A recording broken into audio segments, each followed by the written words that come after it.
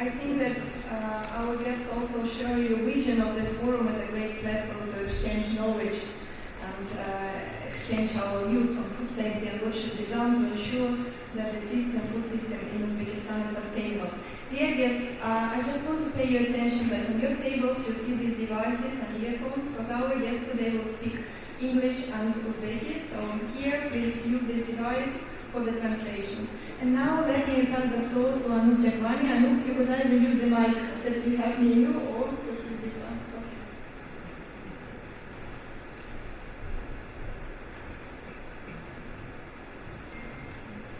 Thank you, Katya. Good morning, everyone. I'm excited to be here. When my colleague Natya proposed Tashkent as a location, I was really excited that we are having it here. So we, as a World Bank group, we do a lot in Uzbekistan. We want to do more. I've never been to Tashkent, so I'm excited to be in the city. And thank you for joining this forum. So let me start. I'm Anup Jagwani. I'm the Global Manager, Climate Business and Forestry for IFC. And on behalf of the organizing committee, it's an honor to welcome you here to the 11th International Food Safety Forum. We started in 2010, and so now we are at our 11th one because of COVID. We missed a couple in between, but it's really a gathering that has strong interest from several of you. And food safety is a matter of concern for everyone's health, of course, but it's important because of the impact it can have on the number of diseases that are created. Approximately 600 million people fall ill to foodborne diseases every year, which of course contaminate food, and 420,000 deaths. Totally avoidable in our view, and something we can do about it. And we're faced with significant levels of food waste, and many of you who follow the climate space know that if food waste was a country, it would be the third largest in the world. So we've got to find ways to address food waste, and they're closely connected. The number of people facing food insecurity is almost equal to 1 billion meals wasted each day. So, and that 20% of food that is produced is thrown away. So on the one hand, we have food waste, and if I come to next on malnutrition, we can see the impact that we have. We have malnutrition at significant levels. 390 million adults are underweight, and children are suffering from stunting, as many of you know. And we have stunting on one hand, and we have obesity on the other. And it's all due to malnutrition. Healthcare costs for countries go up with malnutrition. We have poor human development of malnutrition. So clearly, closely related. In Uzbekistan itself, and there's a survey shows that anemia caused by deficiency of iron was detected in every third of 6 to 11-month-old children, and every fourth between age 12 to 23 months. So in the first 1,000 days of life, there's a significant portion of children suffering anemia, and among others, we need to highlight the intervention in Uzbekistan to improve fortification and address this childhood issue so that we can address malnutrition. We have a unique opportunity to discuss these issues here today in this esteemed gathering, and we'll be examining how to reduce waste and enhance nutrition. So through the day, you will have panels that touch on these subjects.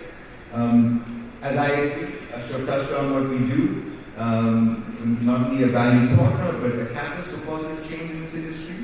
We're eager to expand our collaboration with every one of you, so thank you for coming here. We have a good mix of public and private participation here, which we really want to bring. When we think about bringing about change, I think it's important to bring this diverse group together.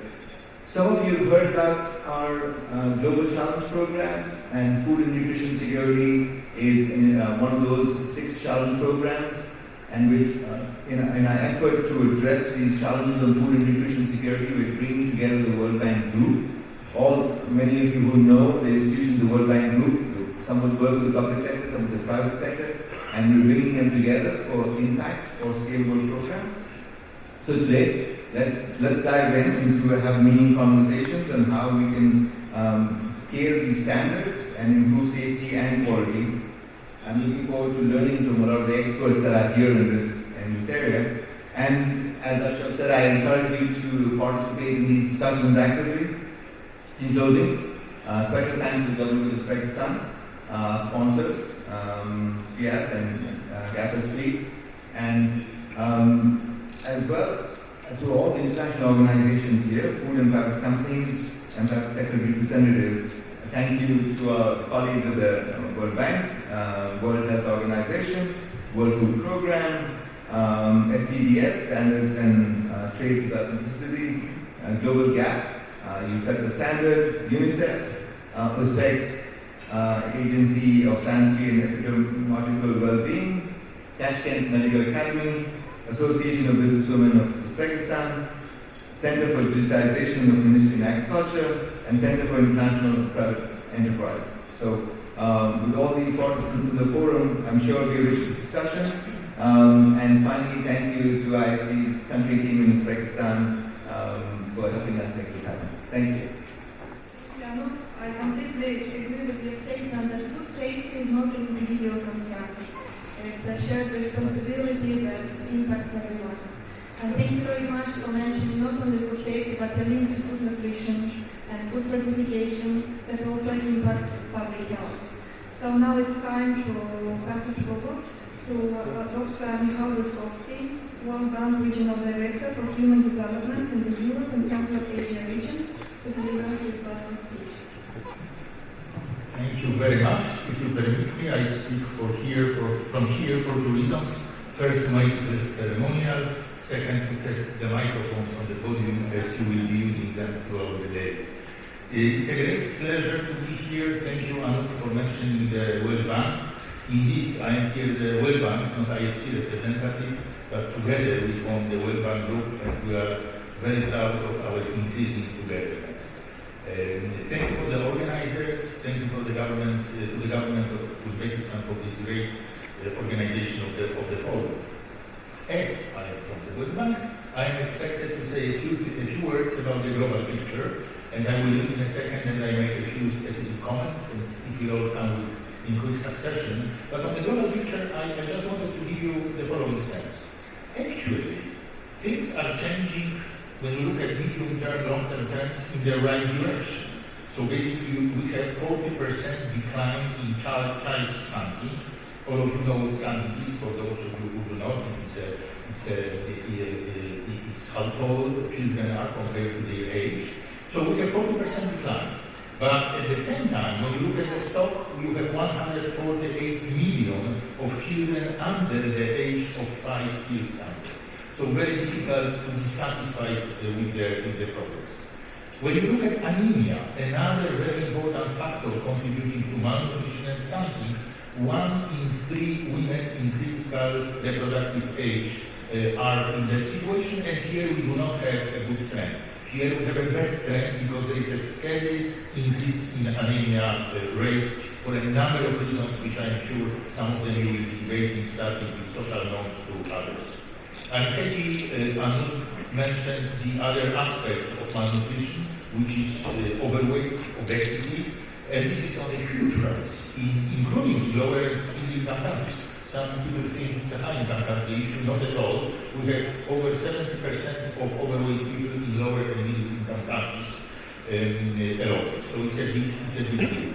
And then there are those estimates to which I think my colleagues tell me are quite rigorous, and I think it's relevant to mention that in this conference, organized by IFC and for the private sector, that the losses in low and middle-income countries of the private sector because of malnutrition-related deficiencies can come up to 3% of GDP. So this is actually a big deal. Let me, on that, the long-term picture, impose the current COVID crisis. And here I think two things are key. One is price hikes. There is very clear evidence that price hikes lead to compromising diets and worsening micronutrients intake by women, and that immediately results in jump in malnutrition. And those price hikes, I think it's important to realize that there is an issue everywhere of food availability, but there is also an issue of purchasing power of the population where food is available but not affordable. And in my previous job, when I was a regional director, not regional, but global director for social protection, for many, many years, we actually have instituted and helped countries to roll out a cash transfers program, many of them motivated by increasing their purchasing power so that the food could be purchased. And we work together with our colleagues in agriculture, global practice on that. And I would dare to say that some of those programs were very successful, especially where not food availability, but food unaffordability was the reason for the crisis. And a lot of that had to do with those two waves of price increases, food price increases, after COVID and then after the war in Ukraine. Obesity was mentioned, and I think it's important to realize what happens in the price hike is the switch to cheaper and bulkier stuff, which contributes to obesity. So you have multiple negative effects here. Two closing points. One is on something which is very high on our minds always in the World Bank, which is indeed food fortification with micronutrients. It is a proven way of improving the situation. It was already mentioned by my predecessors in this panel. It is cost effective. There is essentially a global consensus that this is the way to go. There is this group called Copenhagen Consensus Group, which listed food fortification among 10 global most important steps to deal with main challenges, along with trade barriers or global warming. So it is really on the top list of what the world needs to do in order to improve the situation with respect to food intake and malnutrition. Finally, let me just do a small commercial of our jointness with the IFC by telling you that we have in the World Bank Group so-called Global Challenge programs. These are programs that have public good effects, that transcend the boundaries, that transcend the borders of countries. And one of them, the joint program, is Food and Nutrition Security Global Challenge Program, where the idea is to scale up high-impact solutions. And what I would say is that among those high-income solutions, again, number one, the one we are agreeing in identifying as the most effective is food fortification. And in order to be able to be effective with this, what is absolutely critical is working together between public and private sector in a way that sort of focused dialogue and alignment between public policy initiatives and then private sector investments is the most likely way to have lasting results, yielding benefits to health and productivity at the same time. So we are very confident to develop the Global Challenge Program, and I think that brings us very much together across IFC and the World Bank. Let me finish by wishing you really a good day of discussions, and a day which will not only be productive, but you will also have fun and smile during those difficult discussions on very important topics for the world. Thank you.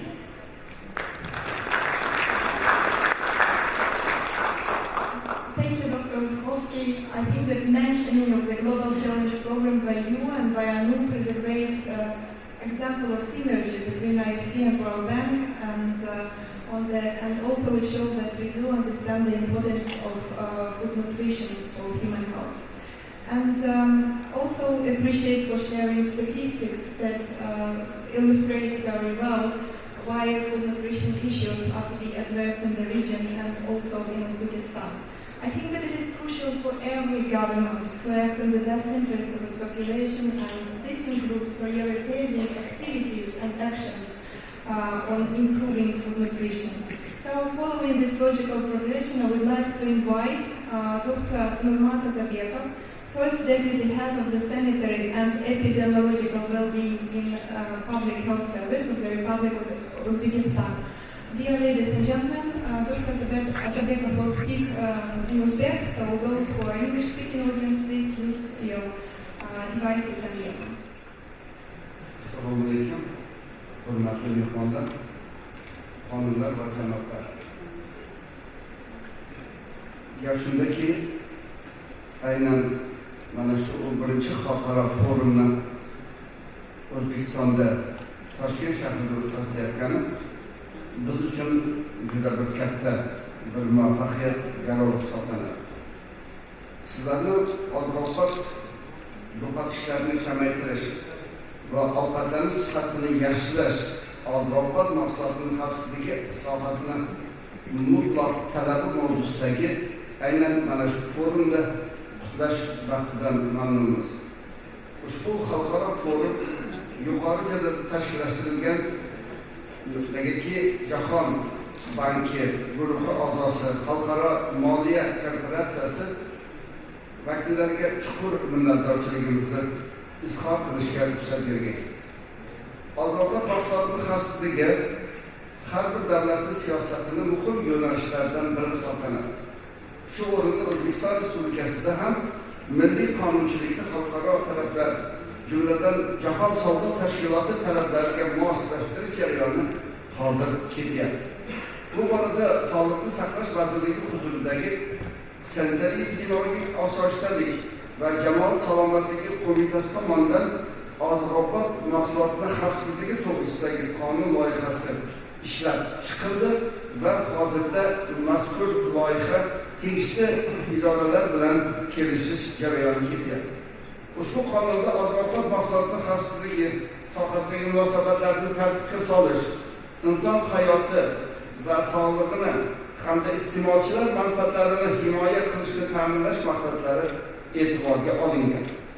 Taklif etilayotgan o'zgartirish va qo'shimchalar oziq-ovqat mahsulotlari xavfsizligi sohasidagi ilg'or xalqaro amaliyot, Jahon savdo tashkiloti talablari va alimentarius kodeksi tavsiyalaridan kelib chiqqan holda isloh qilish, xalqaro prinsiplarni joriy etish, oziq-ovqat mahsuloti muomalasini birinchi bosqichdan to iste'molga yetib borgunga qadar xavfsizligini ta'minlash, vakolatli davlat organlarining oziq-ovqat mahsulotlari xavfsizligi sohasidagi vazifalarini aniq belgilash, oziq-ovqat sohasidagi faoliyat yurituvchi tadbirkorlik subyektlarining davlat reyestrini yuritish, zarur gigiyenik amaliyot va zarur ishlab chiqarish amaliyoti, xavfni tahlil qilish va kritik nazorat nuqtalari xavf tizimini qo'llash va samarali davlat nazoratini joriy qilishga qaratilgan. Shuningdek, loyihada oziq-ovqat mahsulotlaridan hosil bo'ladigan chiqindilarni kamaytirish va yo'qotishlarning oldini olish bo'yicha norma ham kiritilgan bo'lib, bu bugungi ko'rilayotgan masalani naqadar ahamiyatli ekanini yana bir bor isbotlaydi.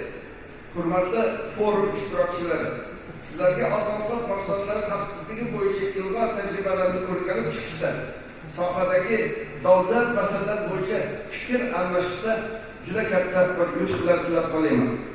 Men o'zimni yoshligimda eslayman. Biz yosh paytimizda ota-onamiz qo'limizga taom bergan paytda oxirigacha yeb qo'ygin, qoldirmagin, mabodo qoldiradigan bo'lsang, sen qoldirgan ovqatdan boshqa birov to'yish kerak deylar.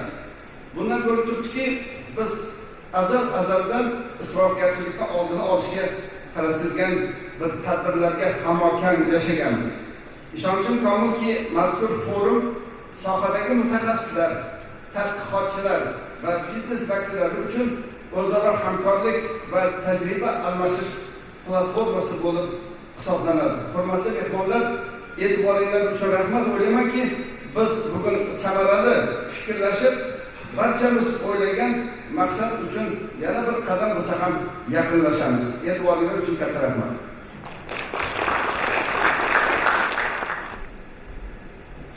Dr. Nurmatov, thank you very much for your inspiring speech and for sharing the vision of the agency on food safety. And I'm sure that your colleague from the Ministry of Agriculture, Mr. Jumanov, will further reinforce and expand upon these ideas.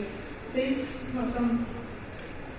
Yeah, we have a very final change in the program. That's why now Dr. Jumatov will represent the agency.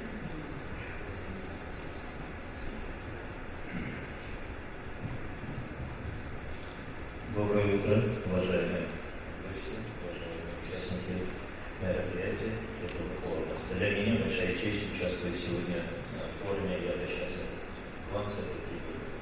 Позвольте представить вам краткую информацию о работе, проводимой Министерством сельского хозяйства Республики Узбекистан, основной теме повестки сокращение продовольственных потерь, улучшение качества питания, безусловное требование в сфере безопасности пищевых продуктов.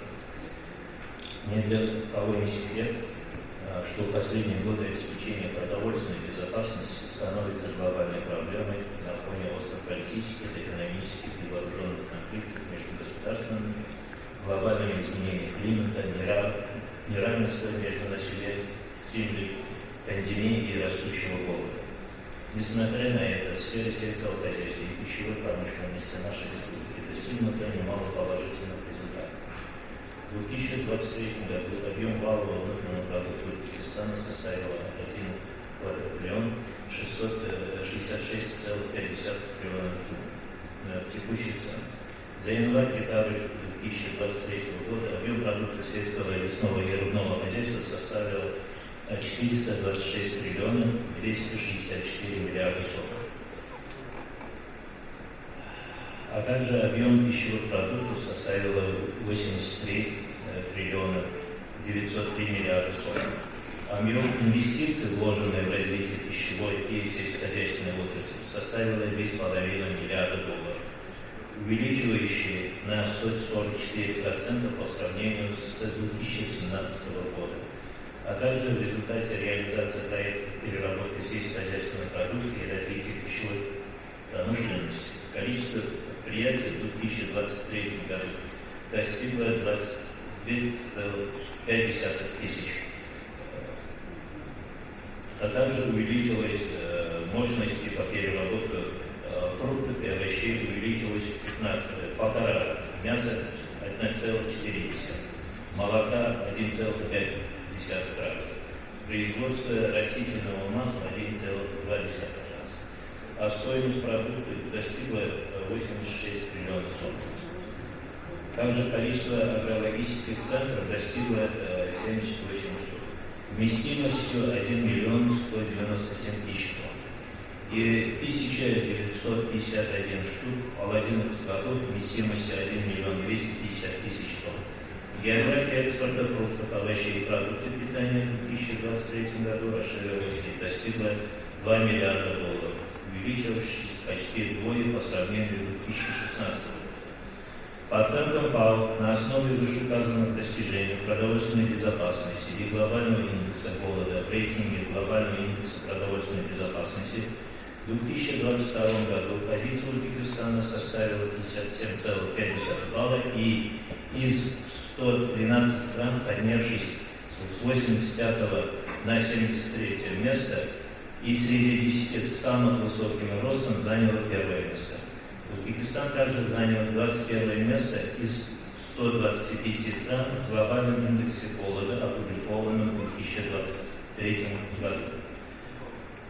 На примере любой страны мы увидим, что производство любой сельскохозяйственной или пищевой продукции не может происходить без участия различных стран.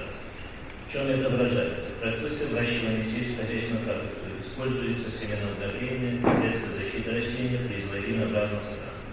Можно убедиться, что не менее 30% пищевых добавок, ароматизаторов, красителей, консервантов, стабилизаторов, загустителей, эмульгаторов и других, используемых при производстве пищевых продуктов, производятся в зарубежных странах.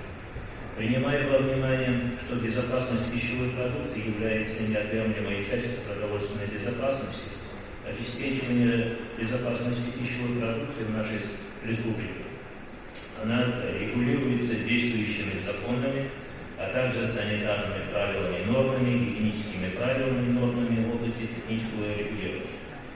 Контроль сельскохозяйственной пищевой продукции в соответствии показателей безопасности на основе требований нормативных актов и санитарных правил и норм осуществляется со стороны испытательных и измерительных лабораторий, входящих в систему Министерства здравоохранения, Министерства сельского хозяйства, а также Агентства технического регулирования.